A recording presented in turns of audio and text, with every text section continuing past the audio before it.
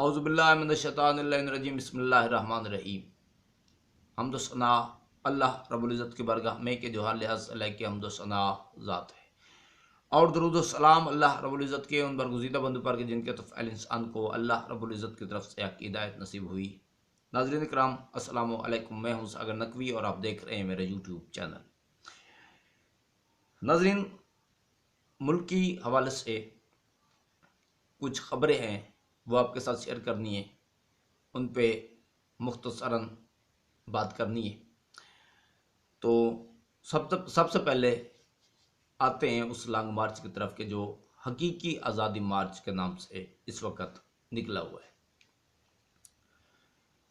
گانوں کے شور، رقص اور محافظین کے خلاف نعروں کی صداؤں کے ساتھ یہ جو حقیقی آزادی مارچ ہے نا، یہ دارالحکومت اسلام آباد کی طرف مسلسل رواں دواں ہے، اور اس میں کچھ شہادتیں بھی ہو چکی۔ ایک صحافی ہے لڑکی، وہ خان صاحب کے کنٹینر سے گری ہے، تو جب گری ہے تو پھر کنٹینر روکا نہیں گیا اور اس کنٹینر نے اسے کچل کے مار دیا۔ اب دعا کریں آپ بھی اور میں بھی دعا کر رہا ہوں کہ اس کنٹینر سے گرنے والی جو لڑکی ہے صحافی، اس کا قتل بھی کہیں اسی ادارے کے سر نہ تھوپ دیا جائے کہ اس کے پیچھے بھی سازش ہے، اس کے پیچھے بھی وہی ادارہ ہے۔ تو ایک اور واقعہ بھی پیش آیا ہے، چھت گر گئی تھی، عمران خان کو دیکھنے کی سعادت حاصل کرنے والے ایک چھت پہ چڑھ گئے تھے، تو وہ چھت گر گئی، وزن برداشت نہیں کر سکی، تو اس کے نیچے دب کے تو کچھ زائرین محب وطن وہ شدید زخمی ہوئے ہیں، اور 2-3 کی حالت کہہ رہے تھے کہ نازک تھی، خدا کرے وہ بچ جائیں، کیونکہ عین ممکن ہے کہ ان کا اس طرح سے زخمی ہونا، یا خدا نخواستہ اگر کوئی کیجویلٹی ہو جاتی ہے تو اس کا الزام بھی ہمارے محسن ادارے کے سر نہ لگ جائے۔ تو آزادی مارچ جاری ہے، خان صاحب کے خطابات جاری ہیں۔ جو دشمن ملک ہے وہ مشکور ہے میرے خان کا، وہ شکریہ ادا کر رہے ہیں، وہ بطور ہیرو لے رہا ہے خان کو۔ وہ اس لیے ہیرو لے رہا ہے کیونکہ انہوں نے ہمیشہ سے خواہش کی ہے اس ملک پہ قبضہ کرنے کی، انہوں نے ہمیشہ سے خواہش کی ہے اس ملک کو تباہ و برباد کرنے کی، خدا نخواستہ۔ لیکن جب بھی انہوں نے میلی آنکھ سے دیکھنے کی کوشش کی تو وہ آنکھ نکال دی ہمارے محافظین نے، اس ملک کی آرمی نے۔ تو انہیں اس ملک کی آرمی سے مسئلہ ہے، انہیں اس ملک کی آرمی سے دشمنی ہے کہ وہ پاکستان کو ختم کرنے کے لیے پلاننگ کرتے ہیں تو آرمی ان کو نکیل ڈال دیتی۔ لیکن جو پاکستان کو ایک عرصہ سے ختم کرنے کی سازش کر رہے ہیں، انہوں نے بھی آرمی کو غدار نہیں کہا، پاکستانی آرمی کو غدار نہیں کہا۔ اس کی وجہ یہ ہے کہ وہ جانتے ہیں کہ جب پاکستان کی طرف انڈینز نے میلی آنکھ سے دیکھنے کی کوشش بھی کی نا، تو وہ آنکھ ہماری آرمی نے نکال کے اپنی ہتھیلی پر رکھ کے ان کو دکھایا کہ اگلی بار بھی اگر دیکھا نا تو دوسری آنکھ نکال دیں گے۔ تو وہ جانتے ہیں کہ یہ محب وطن آرمی ہے، غدار نہیں ہے۔ خان صاحب نے جو ٹائٹل چنا ہے نا اپنے محافظین کے لیے،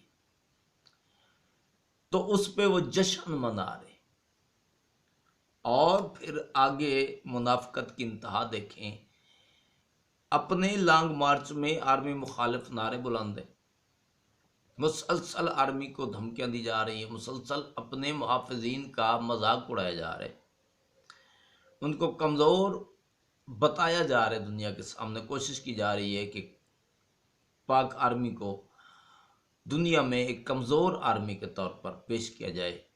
تو جب انڈین جشن مناتے ہیں نا، تو پھر آگے سے ہمارے خان وہ فرماتے ہیں جی، فرمان جاری کرتے ہیں کہ خبردار کسی بھول میں مت رہنا، یہ ملک بھی میرا ہے، یہ آرمی بھی میری ہے، ڈوب کے مر جاؤ۔ کاش پاکستان 92 کا ورلڈ کپ نہ جیتا ہوتا، آج یہ نسعور اس ملک کے گلے نہ پڑتا۔ کتنی دکھ کی بات ہے، خود غدار کہہ رہا ہے اور پھر کہہ رہا ہے آرمی میری ہے۔ یہ بالکل ایسے ہی ہے کہ جیسے کوئی کسی خاندان کا سربراہ وہ اپنے جو جوان ہیں انہیں غدار کہے، اور ان جوانوں سے دشمنی رکھنے والے جب خوشیاں منائیں تو انہیں کہ خبردار خوشی نہیں منانی، یہ جوان میرے ہیں۔ دیکھیں کتنی بڑی منافقت ہوگی نا اس خاندان کے سربراہ کی طرف سے۔ تو خان صاحب یہی کر رہے ہیں، تو یہ صرف خان صاحب نہیں کر رہے بلکہ خان صاحب کے جتنے بھی پالتو ہیں وہ سارے کر رہے ہیں۔ اور جو لانگ مارچ میں جتنا رش ہے، جتنے لوگ آئے ہوئے ہیں، سارے دیہڑی دار طبقہ ہی ہے، سارا پرائیویٹ سیکٹر سے لوگ اکٹھے کر کے لائے گئے ہیں، اور جو سٹیپ وائز ملتے رہیں گے خان کو، یہ فیکٹریز کو، کارخانوں کو یہ پیمنٹ کرتے ہیں پی ٹی آئی والے۔ تو پھر وہ فیکٹری مالکان اپنی شفٹیں جو ہیں وہ اپنی فیکٹریز کو بند کر کے تو ان سے کافی بڑی قیمت لے کے تو ان ورکرز کو وہ ڈبل دہاڑی دیتے ہیں اور خان صاحب کے ان جلسہ جلوسوں کی رونق بناتے ہیں۔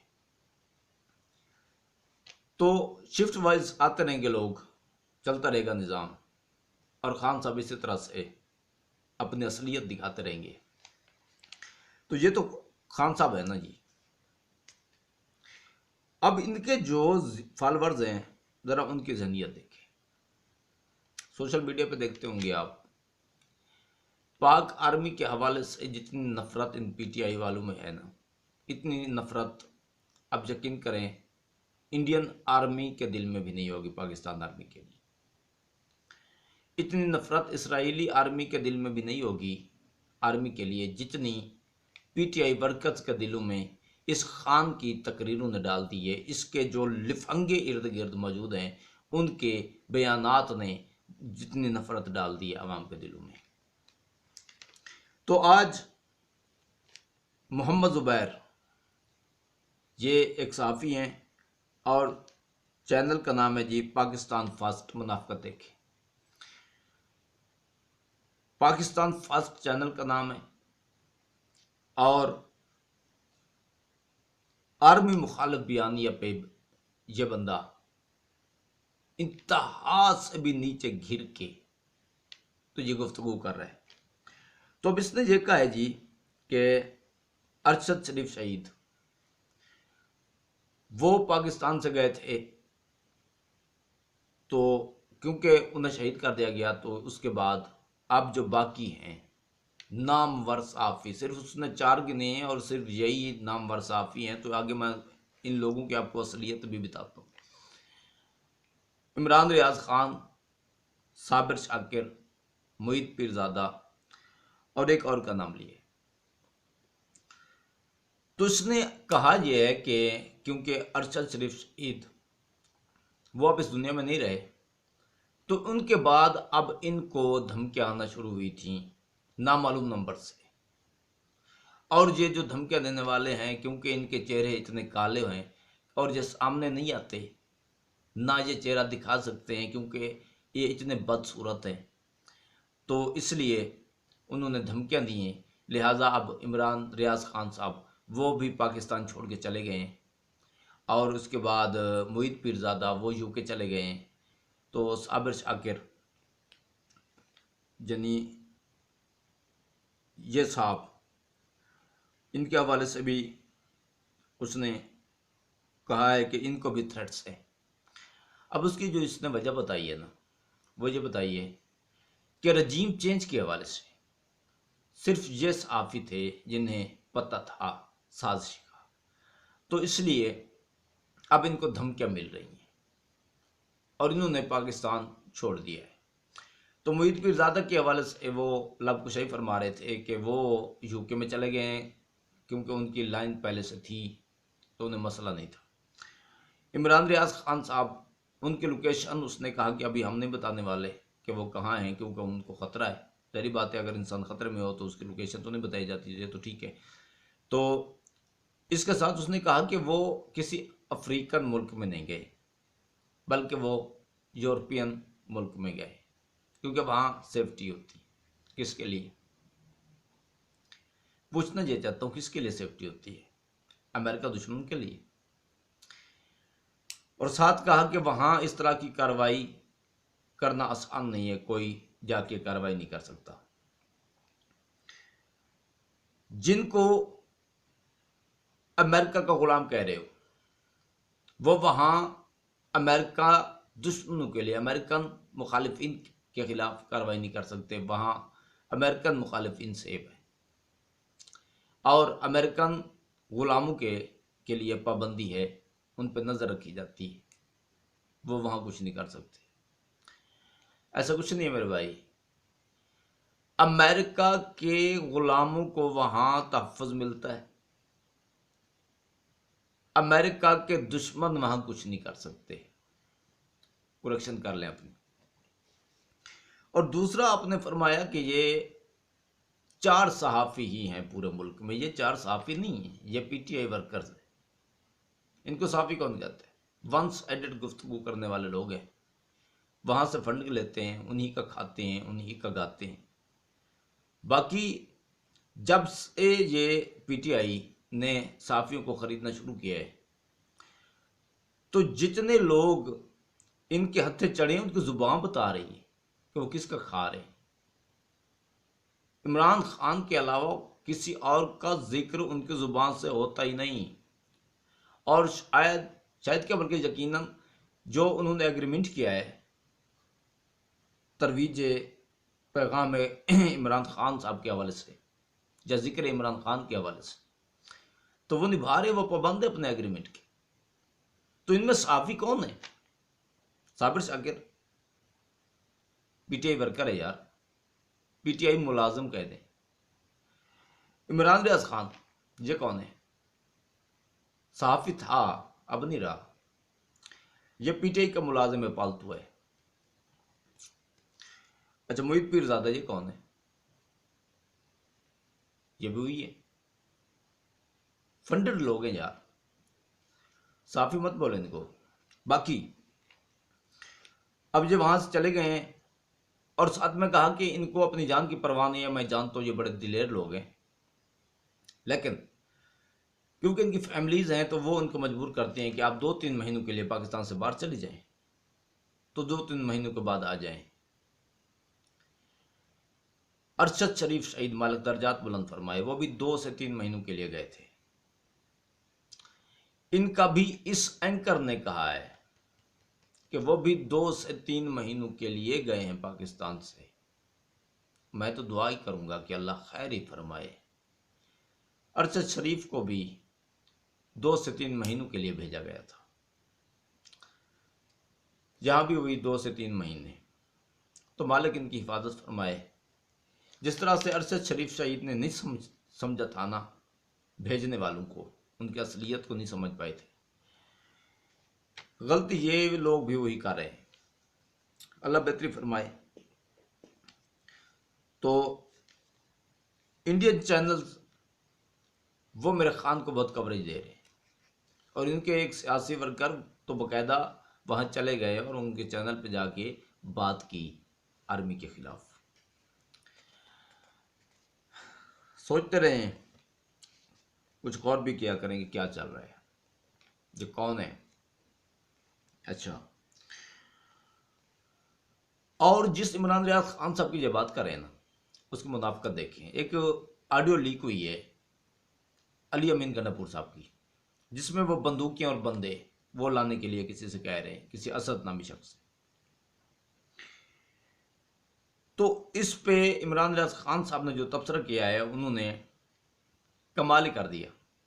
وہ فرما رہے تھے کہ اسلحہ رکھنا پشتونوں کی شان ہے، یہ ان کا کلچر ہے۔ کس نے کہا ہے کلچر نہیں ہے؟ اور جو محب وطن لوگ ہیں، کس نے کہا ہے کہ یہ محب وطن لوگ نہیں ہیں؟ جب بھی پاکستان پہ مشکل وقت آیا تو یہ وہی اپنے ہتھیار لے کے تو یہ پاک آرمی کے شانہ بشانہ کھڑے ہو گئے، اس میں بھی کوئی شک نہیں ہے۔ اسلحہ رکھنا پشتونوں کی شان ہے، یہ محب وطن لوگ بھی ہیں، اس میں کوئی شک نہیں ہے، تسلیم ہے۔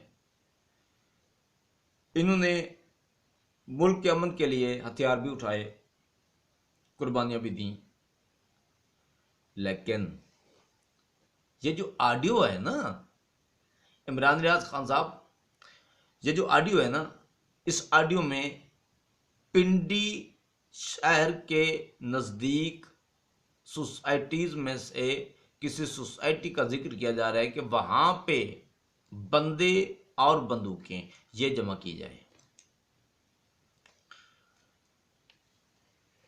اپنے پاس رکھنے کے لیے نہیں ہے، جمع کیے جائیں۔